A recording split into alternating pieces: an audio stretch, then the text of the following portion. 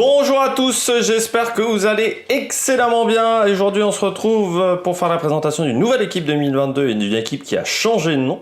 On reviendra là-dessus avec Human Power Red Earth, qui est en fait l'ancienne équipe Rally Cycling, qui a changé de nom avec un nouveau sponsor. On parlera de ça, on parlera du maillot également 2022 de cette équipe. On reviendra sur la saison 2021 de Rally Cycling et des victoires de cette équipe en 2021. Et puis on parlera de la saison 2022, notamment avec la présentation de l'effectif et les coureurs à suivre.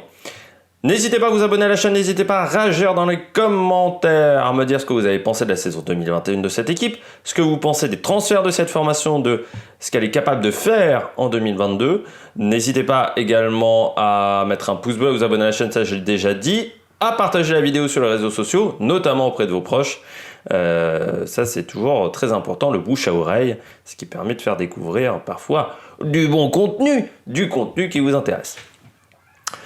On commence tout de suite avec Human Power Red Earth. Donc l'année dernière, Rally Cycling. Rally Cycling qui est quand même une équipe qui a remporté pas mal de victoires, surtout quand vous voyez l'effectif. C'est une équipe donc, qui a remporté 8 victoires. Donc c'est devant Total Energy, devant BNB, devant Eolo Kometa, devant Kern Pharma, Aushkatel, Sport Vlaanderen également. Au niveau du classement World Team Ranking, pour Rally Cycling, ils sont 36e avec 969 points. Donc derrière Kern Pharma, juste devant Eolo Kometa et devant Burgos, mais ils sont donc antépénultième. Antépénultième, c'est comme ça, avant-dernier dans ce classement. Donc ce qui est pas dingue, on va dire. Mais en même temps, c'est à relativiser avec le budget de cette formation. Alors, on m'en a parlé, je sais plus, il y a 2-3 jours quand je parlais de Rally Cycling. Mais c'est vrai que c'est une équipe qui a un tout petit budget. Et je trouve que comparé à Burgos, qui ne doit pas avoir beaucoup plus que Burgos, Rally Cycling, eh ben, les résultats sont quand même meilleurs. Alors c'est sûr que ça mériterait quand même un plus gros sponsor ou plus d'apports financiers ou des co-sponsors derrière. Ça, c'est vrai que ça serait quand même pas mal. Mais je trouve que Rally Cycling, ils sont quand même présents depuis nombreuses années. Déjà, ils ont permis à beaucoup de jeunes Américains d'arriver en World Tour. Je pense notamment à McNulty, mais il y en a eu d'autres, qui sont passés par Rally Cycling. Là, je pense peut-être à Colin Joyce notamment. Il y a pas mal de coureurs qui sont passés par Rally Cycling américain ces dernières années dans leur carrière. Et je trouve que c'est une formation qui a toujours fait du bon boulot. C'est pas, vous savez, je dis pas souvent ça. C'est une équipe qui a toujours fait du bon travail. Je trouve dans la manière de préparer les courses, dans la manière de préparer les saisons, de préparer les coureurs. Je trouve qu'ils ont toujours été bons dans ce domaine-là. Et quand tu connais là maintenant le budget qu'ils ont, tu te dis ils font quand même vraiment du très très bon travail. C'est vraiment une équipe. Bon, après le cyclisme aux États-Unis est peut-être plus aussi fédérateur qu'à une époque. L'affaire Armstrong est quand même passée par là à un moment. Et puis vous avez la Covid. C'est vrai qu'aujourd'hui il y a peu de courses aux États-Unis, de courses cyclistes. Les Tours de Californie et autres, ils ont quand même été énormément annulés. C'est, je pense, le pays qui a le plus souffert de la Covid avec l'Espagne au niveau des courses cyclistes, puisque l'Espagne a aussi perdu pas mal de courses dans l'affaire, qui reviennent un peu cette année. Mais aux États-Unis, on ne sait même pas si ça va revenir cette année, parce qu'avec les difficultés de déplacement pour les épreuves World Tour, c'est vraiment très difficile. Et je trouve que c'est une nation où on avait fait vraiment du bon travail ces dernières années au niveau du cyclisme américain, au niveau de la retransmission des courses notamment, et au niveau de la promotion du cyclisme aux États-Unis. Et c'est vrai que là, la Covid a vraiment mis un coup d'arrêt. Et si tu rajoutes à ça l'affaire Armstrong, où c'est vrai qu'aux États-Unis, il y a quand même eu énormément de grands coureurs américains qui ont été pris pour le dopage. Je pense à Taylor Hamilton, je pense Lance Armstrong, Hincapie, Floyd Landis aussi. C'est sûr que ça n'a pas donné vraiment dans ce pays-là une belle image du cyclisme. Donc la saison est plutôt intéressante avec 8 victoires, et puis même des bons résultats, notamment sur les courses françaises, mais sur le Tour de Grande-Bretagne aussi, sur le Tour du Danemark avec Pierre-André Côté, Paris-Chauny, classique Loire-Atlantique, également avec Pierre-André Côté. Il y avait également le Tour de Turquie, la première étape qu'ils avaient remporté avec Arvind de Klein, Grande Piemonte. Enfin voilà, c'est une équipe qui a vraiment fait du bon boulot ces derniers temps et c'est pour ça, pourtant avec un effectif très réduit. Je rappelle que dans les assistants directeurs sportifs, dans cette équipe, il y a Stéphane Delot. Le français, mais qui a toujours repéré les bons coureurs, Stéphane Delot. Hein. Il a quand même repéré pas mal de jeunes français à une époque, quand il était dans d'autres formations,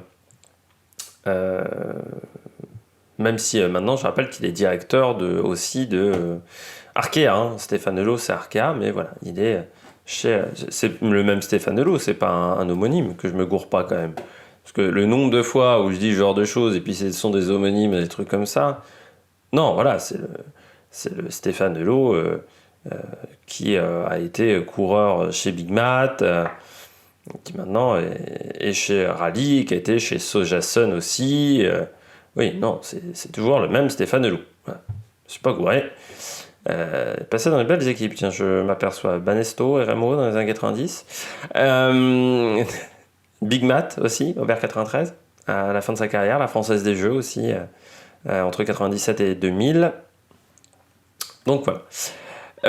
On continue avec Rally Cycling avec les victoires de cette formation en 2021. Les victoires, vous avez la première étape du Tour de Turquie pour Arvind de Klein. Vous avez Joe Roscoff avec les championnats des États-Unis sur route. 2 étapes du Tour du Portugal pour Kyle Murphy et Ben King. Vous avez également la 4e étape du Tour du Danemark pour Colin Joyce. Kyle Murphy qui remporte la 8e étape du Tour du Portugal.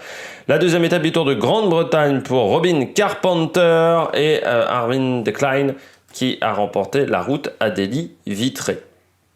Les transferts 2022 pour cette formation, toujours très intéressante, cette formation Rally Cycling. 5 arrivées pour 4 départs. Parmi les arrivées, vous avez Chadaga, qui vient de la DSM. C'est le gros recrutement, on va dire. Chadaga, qui reste pour moi un bon rouleur. Ça reste pour moi un très bon rouleur. On l'a vu notamment sur la Vuelta l'année dernière, où il fait 5e du dernier contre-la-montre. Même s'il est un peu moins fort aujourd'hui, je pense que c'est quelqu'un qui peut encore gagner des courses. Des étapes contre la montre sur des courses d'une semaine notamment. August Jensen qui vient de la Delco. Vous avez Christian Asvold qui vient de la Team Coupe. Cette grosse équipe, alors je ne sais plus si c'est danoise ou norvégienne. Gage Echt américain qui vient de Aevolo et Wissel Krul qui vient de SEG Racing Academy. Vous savez, cette équipe qui forme des jeunes coureurs. Du côté des départs, vous avez Rob Britton et Emerson Oronte qui prennent leur retraite, Magnus Sheffield qui rejoint Ineos, et puis Matteo Dalcin qui rejoint Toronto Hustle, une équipe donc canadienne. Matteo Dalcin, ça je trouve c'est un peu une déception de l'avoir perdu, je trouve un coureur qui quand même n'est pas mauvais sprinter, Matteo Dalcin. Je m'excuse, je me branche. Bien, bon. J'ai tenté le coup avec 25% de batterie. C'était un peu trop de short avec OBS qui tourne à fond. Surtout que c'était 25% de batterie quand j'ai fini d'enregistrer l'autre vidéo. Donc le temps de regarder l'effectif et ce genre de choses. Voilà, j'ai un peu perdu la batterie. Magnus Sheffield, donc, qui a rejoint Ineos. Et donc voilà, Matteo Dalcin, Toronto Hustle. C'est un peu triste qu'il n'ait pas trouvé une place non plus dans une équipe de 2e division. Je trouve que c'est un sprinter qui est pas mauvais.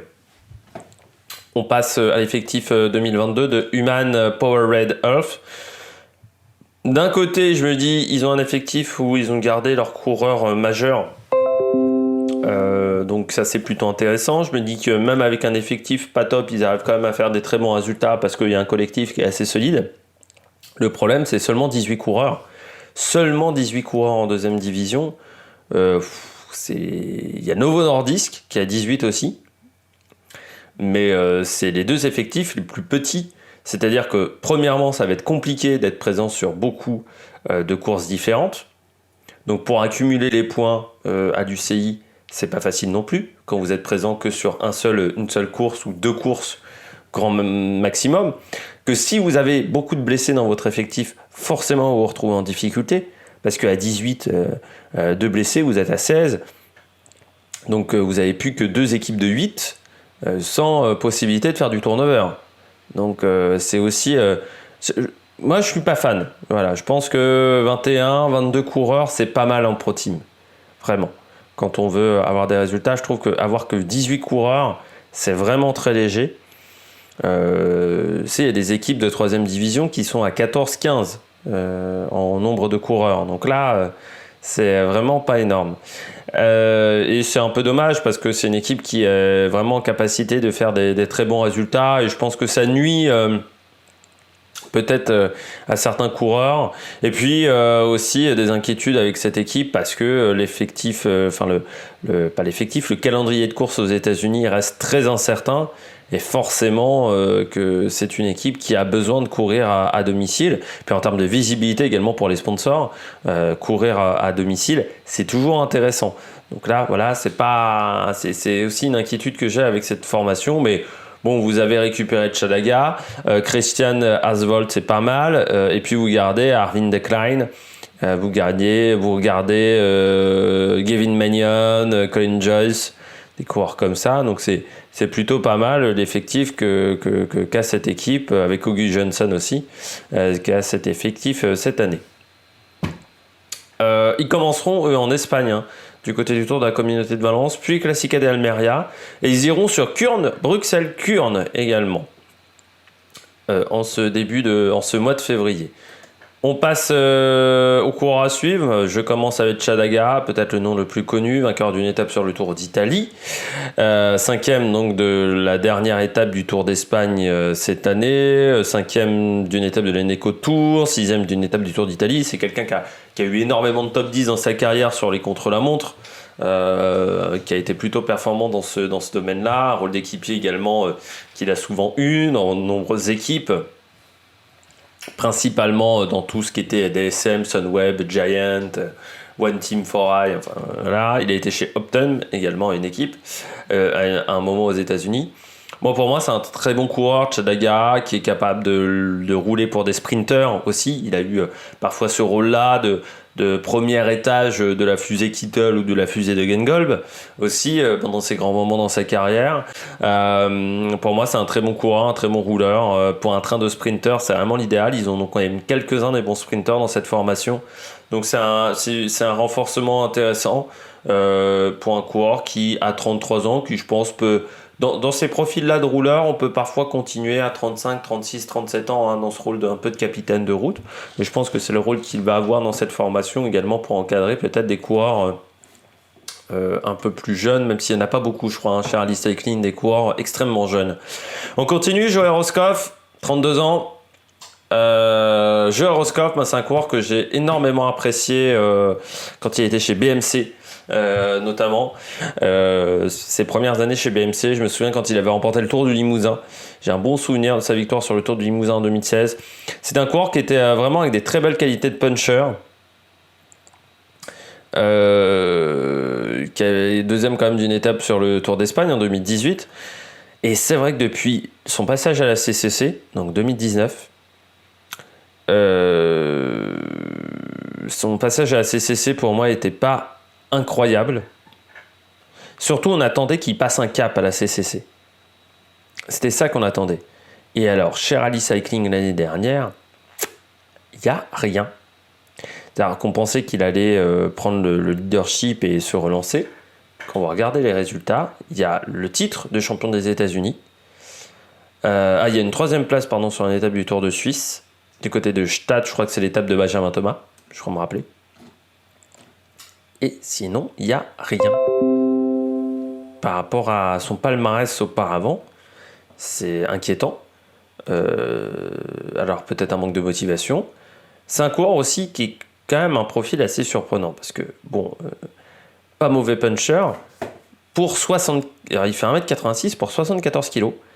Même s'il est puncher, c'est quand même un poids qui est un peu élevé pour ce profil-là. ça nuit peut-être un petit peu à ses carrières. Vous pensez que je suis omnubilé par le poids, mais ça a une vraie importance dans le cyclisme quand même, le poids.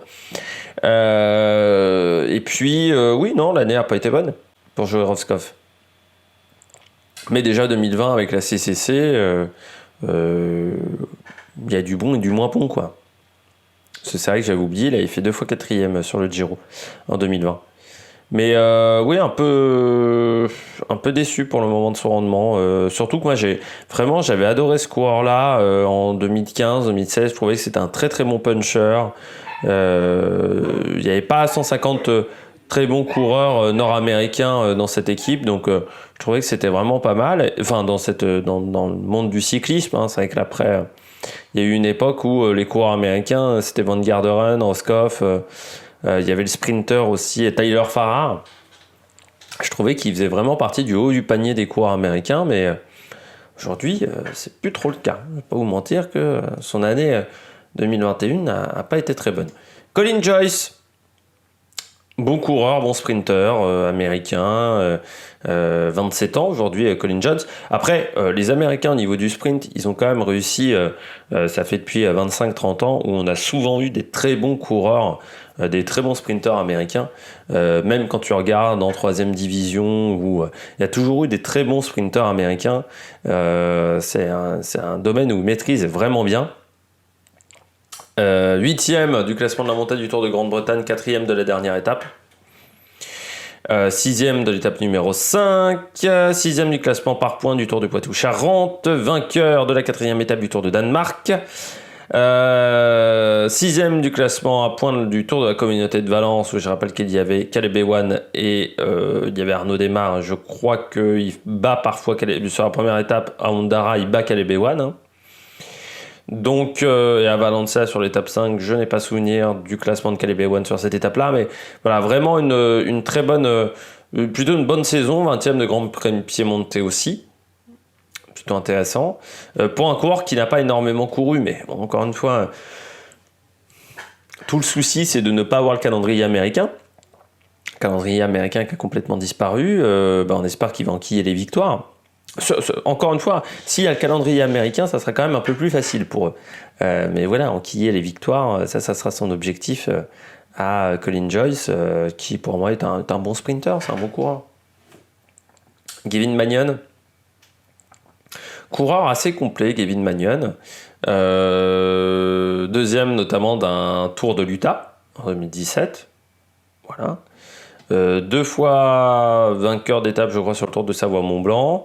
Il y a quand même eu des bons résultats l'année dernière. 7e des championnats des États-Unis, 9e du classement de la montagne du Tour de Suisse, 6e du Trofeo Andrat, Mirador des Colomer. Non, il y a eu quand même des résultats intéressants, même si j'aurais voulu un peu plus de rendement pour ce coureur-là. Je pense que c'est un coureur qui est capable, qui n'a pas encore franchi un cap. Alors, il a 30 ans, il est passé quand même dans beaucoup d'équipes de 3e division, notamment chez Livestrong, 5 Hour Energy, Jelly Belly, Drapac. Il n'a jamais été en World Tour, mais j'aimerais qu'il passe un cap un peu dans les résultats. C'est-à-dire, pour moi, c'est un coureur qui doit peut-être un peu plus se montrer sur les grosses courses. Il a peut-être un peu du mal, c'est sur les grosses courses, Gavin Magnon. Mais pour moi, ça reste un bon coureur aujourd'hui, mais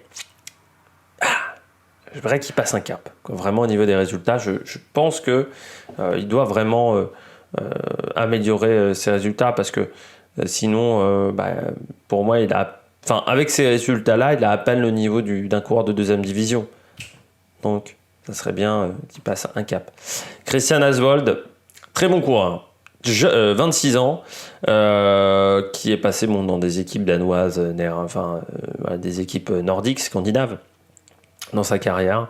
On lui offre enfin la chance d'être en 2e division, presque, même s'il avait été chez Rival à l'époque quand Rival était en 2e division, mais ils sont restés qu'un an, je crois, en 2e division. Mais quand même 5e du Tour de Norvège, 5e de l'Arctic Race of Norway, 6e du Tour de Norvège. Vous avez également 3e des championnats de Norvège sur route. Vous avez également 13e d'une course danoise, le Tour of Fumen. 6e de la deuxième étape du Tour de Rhodes qui se déroule en Grèce. Pourtant, pas beaucoup de jours de course non plus. Hein, après, c'est un cours de c'est un cours de 3e division. Donc, souvent, en 3e division, on a du mal parfois à enquiller les jours de course. Mais voilà, je trouve qu'il y a vraiment des très bons résultats de sa carrière. 2e du Lillehammer Grand Prix également en 2019. Voilà, on lui donne enfin sa chance en 2e division. À lui de la saisir, à lui de se montrer.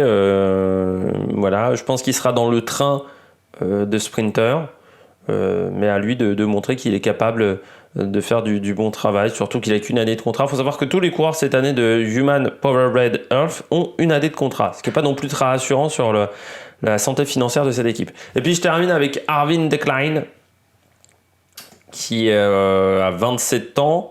Là aussi, hein, rejoint cette équipe après être passé chez Rewald et chez Metec, chez Jopils également dans sa carrière. Très bon sprinter, vainqueur de la Route à Delhi, 5e de Paris-Chauny. Vous avez également 4e de la première étape du Tour de Danemark, vainqueur de la première étape du Tour de Turquie. Donc il y a vraiment des très bons résultats chez ce coureur.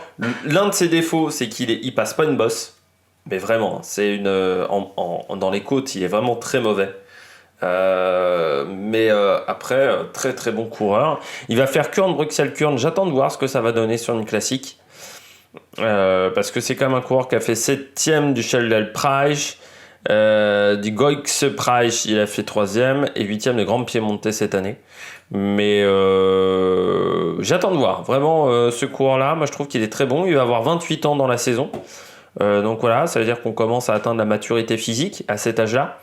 Surtout pour les sprinters. Donc voilà, il a quand même 7 ans déjà de carrière. Donc voilà, qui a peut-être capacité d'en claquer des belles. Surtout qu'encore une fois, on a renforcé le train de cette formation, donc ça peut être intéressant. On passe au maillot 2022, donc de Human Powerbred Earth. On garde du orange, mais on récupère un peu de violet. Je trouve que le design du maillot est très sympa. Moi, j'aime bien le design du maillot. Je vous le dis, là, le orange dégradé avec le violet pourpre avec un peu de rouge, c'est pas mal. La difficulté, ça va être de les différencier par rapport à pas mal d'équipes qui ont du orange et du rouge. Je pense à Arkea, à Euskaltel, Saint-Michel, Bahreïn, tout simplement, qui a aussi un petit peu de orange. Mais je pense mais le design du maillot est très sympa. Après, il faut voir vraiment si on arrivera à le différencier par rapport à Euskaltel et aux équipes qui ont du orange. Ça, j'attends de voir, ça sera dans le peloton, ou même par rapport au jaune-orange de Uno-X. Mais voilà, je trouve que le design est pas mal, et puis ça change du orange de l'année dernière de Rally Cycling. Vraiment, c'était le même orange que Saint-Michel. Donc c'était impossible de déterminer. Et en plus, comme on avait parfois... On a eu quand même des courses, je crois notamment le Tour du Limousin, où il y avait les 3 formations. C'est sympathique pour les repérer dans le peloton.